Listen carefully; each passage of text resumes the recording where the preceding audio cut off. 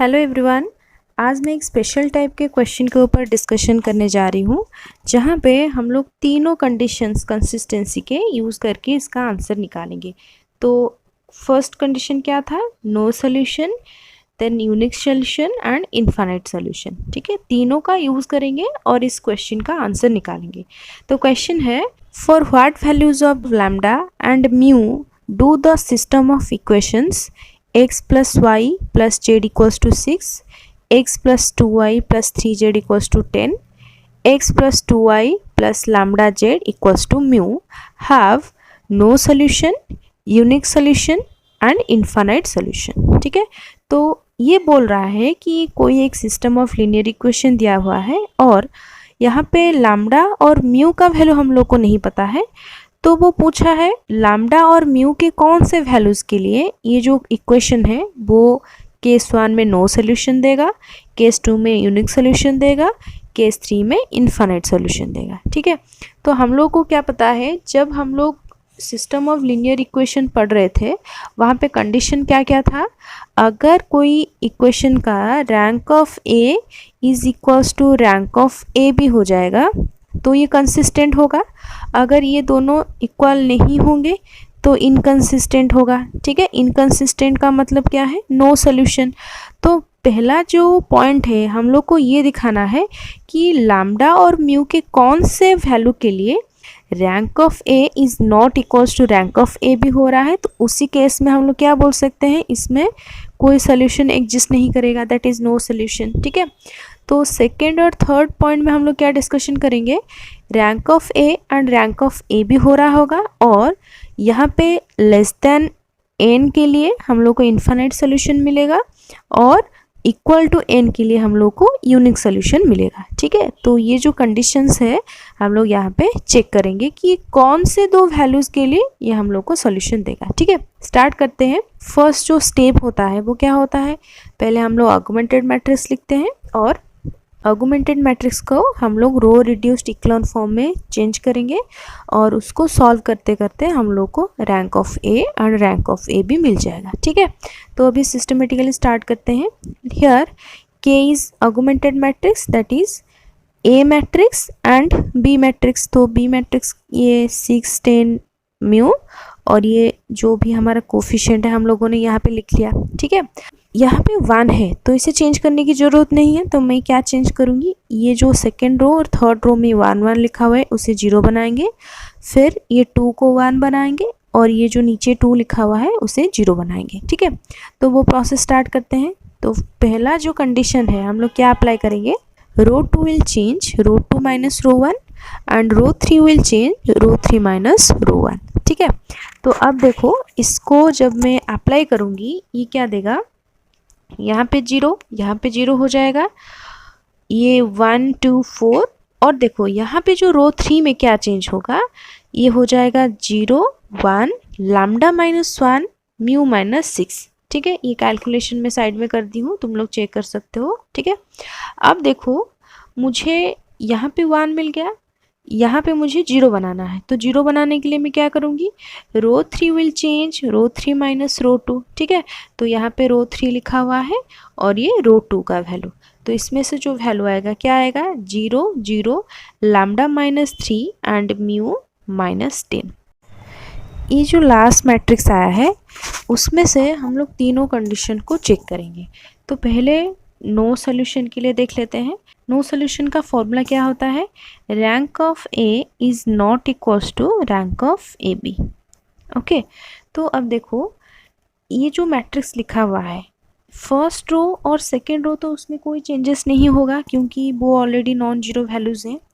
अब यहाँ पे जो लैम्डा और यहाँ पे म्यू लिखा हुआ है, ठीक है, तो रो 3 के बारे में अच्छे से हम लोग डिस्कशन करेंगे कि ये कैसे बताएगा कि हमारा जो लीनियर इक्वेशन वो नो सोल्यूशन देगा। अब देखो यहाँ पे अगर किसी तरीके से 0 हो जाए, ये जो प्लेस में यहाँ पे अगर 0 हो जाए और यहाँ पे कोई नॉन जीरो वैल्यू आ जाए, कोई भी वैल्यू हो सकता है 1 2 3 4, कोई भी नॉन जीरो वैल्यू आ जाए, तो यहाँ पे क्या होगा, ये 0, यहाँ पे 0, यहाँ पे भी 0 और यहाँ पे सपोज मान लेते हैं 2, कहीं से यहाँ पे 2 आ गया, तो इसका मतलब क्या होगा, रैंक ऑफ ए ठीक है, रैंक ऑफ ए हो जाएगा 2 और रैंक ऑफ ए भी कितना हो जाएगा 3 हो जाएगा, क्योंकि यहाँ पे first row non zero, second row non zero, third row non zero. ठीक है, तो यहाँ पे हो जाएगा रैंक 3।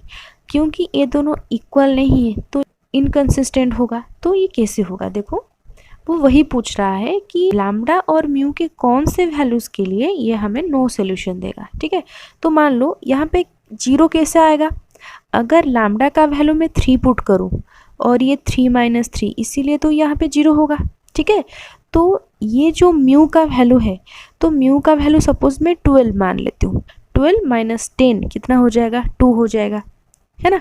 तो इसका मतलब है अगर मैं यहाँ पे 10 डालूंगी तो 10 - 10 0 हो जाएगा। तो सिर्फ 10 को छोड़ के बाकी जितना भी वैल्यू मैं यहाँ पे रखूँ, 12 रख सकती हूँ, 100 लिख सकती हूँ, कोई भी वैल्यू रख सकती हूँ, तो वो मुझे एक नॉन जीरो वैल्यू देगा। लेकिन यहाँ पे मैं सिर्फ क्या पुट करूँगी, 3 का वैल्यू अगर पुट करूँगी तो ये जो वैल्यू है मेरा 0 हो जाएगा। ठीक है, आया समझ में। तो इसीलिए मैं लिखूँगी यहाँ पे for lambda equals to 3 and mu not equals to 10। यहाँ पे 10 कभी भी नहीं हो सकता, 10 को छोड़ के बाकी सबका वैल्यू हम लोग लिख सकते हैं। ठीक है, तो अगर ये कंडीशन होगा तो हमारा जो सिस्टम ऑफ लीनियर इक्वेशन है वो हम लोग को क्या दे देगा, नो सोल्यूशन। ठीक है, ये दे देगा हम लोग को नो सोल्यूशन। तो इसे हम लोग सिस्टमेटिकली कैसे लिखेंगे, इफ़ लैम्डा -3 इक्वल्स टू 0, मतलब यहाँ पे जो लिखा हुआ है इसका वैल्यू 0 हो जाएगा।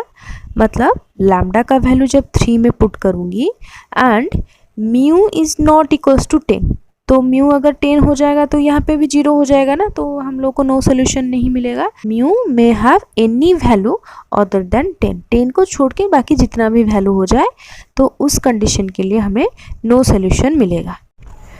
नो सोल्यूशन के ऊपर भी मैं एक एग्जांपल लिखती हूँ। लैम्डा का वैल्यू हम लोग यहाँ पे 3 पुट किए हैं और म्यू का वैल्यू 10 को छोड़ के कोई भी वैल्यू हम लोग ले सकते हैं। ठीक है, तो यहाँ पे आ गया 0 0 0 और ये हो गया -9, मतलब रैंक ऑफ ए हो गया 2 and rank of A B हो गया 3। तो the system has no solution. अब यूनिक सोल्यूशन के लिए हमारा फॉर्मूला क्या है, rank of A is equals to rank of A B equals to n। Okay, तो नंबर ऑफ अननोन्स के साथ अगर रैंक ऑफ ए और rank of A B same हो गया तो वो यूनिक सोल्यूशन देता है। ओके, तो अब देखो यहाँ से यहाँ तक हमारा ए मैट्रिक्स है। ठीक है, और ये पूरा का पूरा है हमारा ए बी मैट्रिक्स। अगर यहाँ पे कोई वैल्यू मुझे नॉन जीरो मिल गया, ठीक है, ये जो लैम्डा -3 का वैल्यू अगर मुझे नॉन जीरो मिल गया और यहाँ पे जितना भी वैल्यू हो, यहाँ पे 0 हो सकता है, 1 हो सकता है या कोई भी नॉन जीरो वैल्यू हो, तो ये कंडीशन सेटिस्फाई होता है। कैसे होगा, देखो अगर ये जो वैल्यू है ये नॉट इक्वल्स टू 0 हो गया, इसका मतलब lambda -3 is not equals to 0।